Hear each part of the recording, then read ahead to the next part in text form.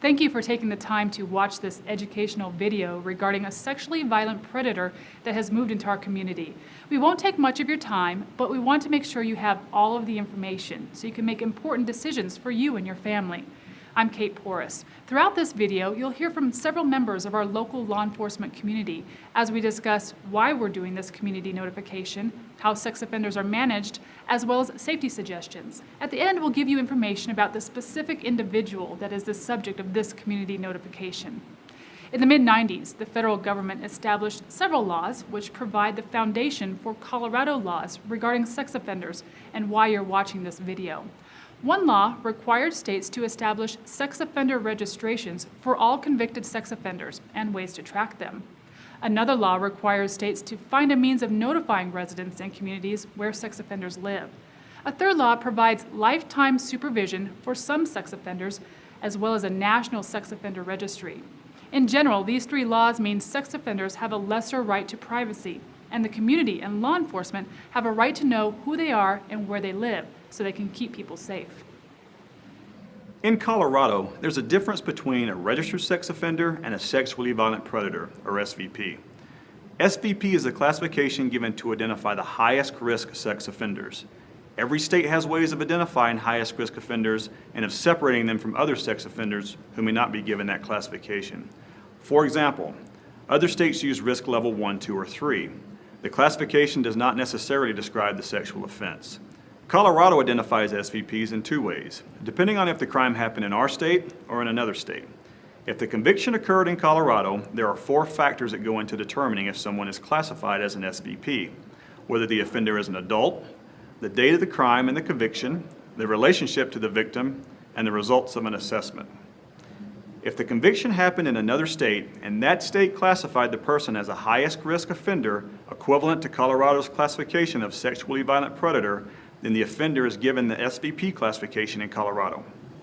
Colorado law states that all SVPs are subject to a community notification when they move to a new address. Community notification begins when the Department of Corrections, Parole, Probation, or another state notifies local law enforcement that the SVPs are arriving in their community. The SVP must register with the local law enforcement agency. That agency then conducts a community notification in accordance with the Colorado Sex Offender Management Board criteria. This video is just one way that local law enforcement conducts those community notifications. At times we may hold community meetings as well, but this isn't your only source of information. You can always stop by any of the local law enforcement agencies for a complete list of all of the registered sex offenders living in each jurisdiction. Those lists include the SVPs. If you want to see where all SVPs and registered sex offenders live in Mesa County, regardless of jurisdiction, visit the website on your screen. We'll show you the address again at the end of the video. The Colorado Bureau of Investigations also places the sexually violent predators on the internet within 3 days.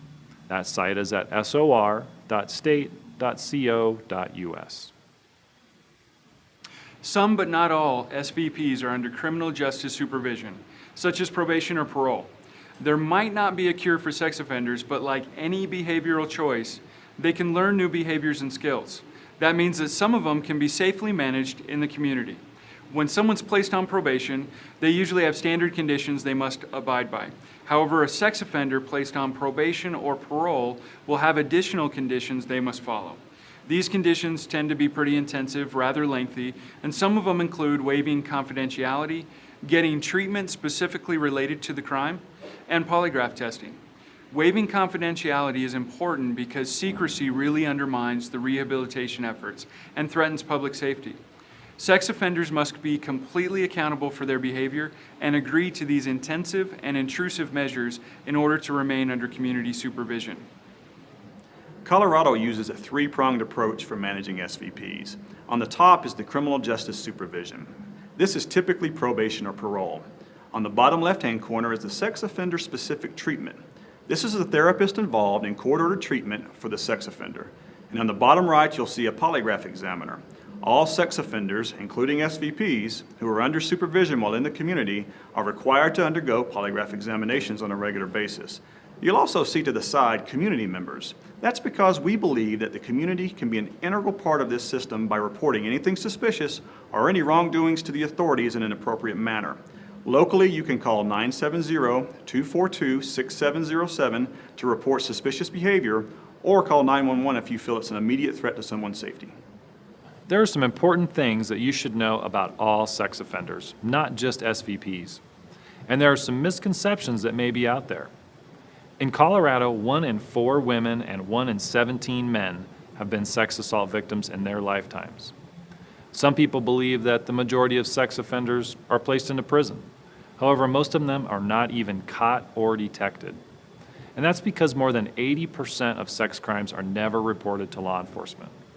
Some people think that they can easily spot a sex offender, but there really is no typical sex offender. However, it is important to remember that they all tend to be deceptive, manipulative, and secretive in the way in which they commit their offenses. Some people also think that sex offenders have long histories of criminal behavior, when in fact many sex offenders have no criminal history at all. Studies show that 75% of offenses are carefully planned. They are not impulsive acts. So with regards to sex offender characteristics, it's important to know that most offenders engage in what we call crossover behavior. That means that although an offender may be caught for one type of offense, this person is often at risk to commit another type of offense. Someone may be convicted of victimizing a person of a certain age, for example, but that does not mean that they will not harm someone of another age or gender. It's true that most sex offenders are male. Female offenders account for less than 10% of offenders. The crime a person was convicted of is only one indicator of risk.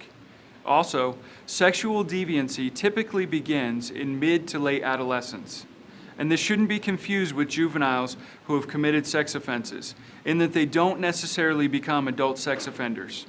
However, adults who've committed sex offenses typically began that behavior as teenagers. It's also important to know that sex assaults do not necessarily occur in dangerous places. A study conducted in the Colorado Department of Corrections shows that 85% of sex offenders reported having committed the crime at their own residence or at the victim's residence. In addition, most sex crimes are not committed by strangers. 78 to 90% of sex offenses are committed by someone the victim knows. When it comes to sex assault victims, there are also many myths. One is that the victims ask for it. The fact is, sex offenders use power and control to dominate and humiliate victims of both genders. Another myth is that victims who suffer no obvious physical injuries are not seriously traumatized by their experience. That's not true at all. Only about 4% of rape victims sustain serious physical injuries as a result of rape. 70% reported no physical injuries at all. But all victims suffer from the effects of being raped. Victims of sex assault may exhibit many different responses to the trauma, including crying, anger, being quiet, or withdrawn. Sex assault by someone known to the victim creates an even more difficult recovery process. Victims often develop post-traumatic stress disorder and long-term effects, including anxiety, eating disorders, flashbacks, divorce, loss of sexual interest, loss of concentration, and sleeping disorders. Victims of sex assault are 3 times more likely than the general population to suffer from depression and are 13 times more likely to attempt suicide. They also have greatly increased rates of substance use or abuse and a higher rate of unwanted pregnancy. And they have an increased risk of involvement with the judicial system. One of the ways to combat that is to control the response and minimize it, which is done when the victims are supported and believed by their families and the members of the community. The community also has a vested interest in helping the offenders be successfully managed within the community. All SVPs and some other sex offenders must register with local law enforcement agencies where they live on a quarterly basis for the rest of their lives. Those convicted of sex crimes against children must also register their email addresses and internet identifiers with the local law enforcement agencies. It's important to remember, though, that sex offenders have the same need for housing and employment as other citizens, and harassing, threats, and intimidation of those offenders is counterproductive to the community management goals. In fact, it may cause offenders to go underground and not even register with law enforcement, making it very difficult to track and manage them. Harassment and threats to these people is criminal. They will be investigated, and those doing the harassing will be subject to prosecution. There is no way to protect yourself in all situations, and the following tips and advice cannot completely eliminate the risk of sexual assault. However, they may provide you with information to prepare you and your family for potential situations. Many people are concerned about what to tell their children about the sexually violent predator that has moved into their area. Avoid any scary details. Be honest and use language that is age appropriate. Teach your children not to harass or visit the offender's home or yard, and teach them to tell safe adults if anyone acts inappropriately toward them, such as if they're too friendly or threatening, or if they're just acting creepy. You should pay close attention to your child's thoughts and feelings. Role play with your child. Act out scenarios of various dangerous situations and teach them how to respond. This gives them the ability to recognize such situations and not be surprised by what's happening to them. Teach them to avoid high-risk situations and be observant of their surroundings. Teach them to be thoughtful and to use good judgment when choosing their friends and partners. Teach them appropriate social behaviors. Teach them their correct names for body parts, and teach them that adults are not always right. You can also teach your children the importance of honesty and the danger of keeping secrets. In just a few moments, you're going to receive information regarding the sexually violent predator that has moved into our community. Remember to view the website to see where all sex offenders live in Mesa County. If you have any questions, contact any of the local law enforcement agencies in Mesa County. And thank you for taking the time to educate yourself about this important topic. Here is some specific information about the subject of this community notification, 25-year-old Owen Scott Busam. His birth date is August 22nd, 1992. He's a white male, 6 feet 2 inches tall, weighing 215 pounds with brown hair and brown eyes.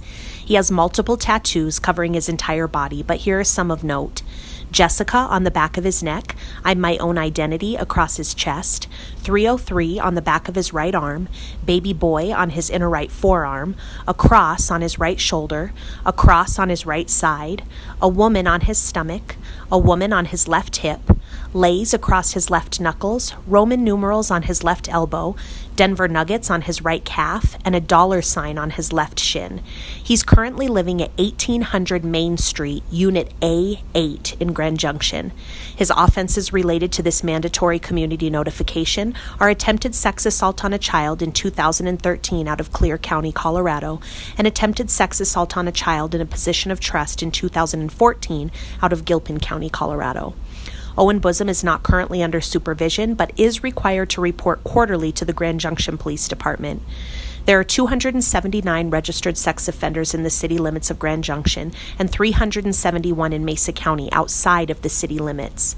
The Grand Junction Police Department is available to provide useful information regarding sexual assault and personal safety, and to make referrals to other local resources to help those who have been impacted by sexual assault or this notification process. If you have information regarding current criminal activity of this or any other offender, or if you observe this offender engaging in any high risk or inappropriate behavior, please call 911. The information provided herein is current and accurate as of this date, but is subject to change. For additional information or educational handouts, contact the Registered Sex Offender Program at 970-549-5234, Tuesday through Friday from 8 a.m. to 6 p.m.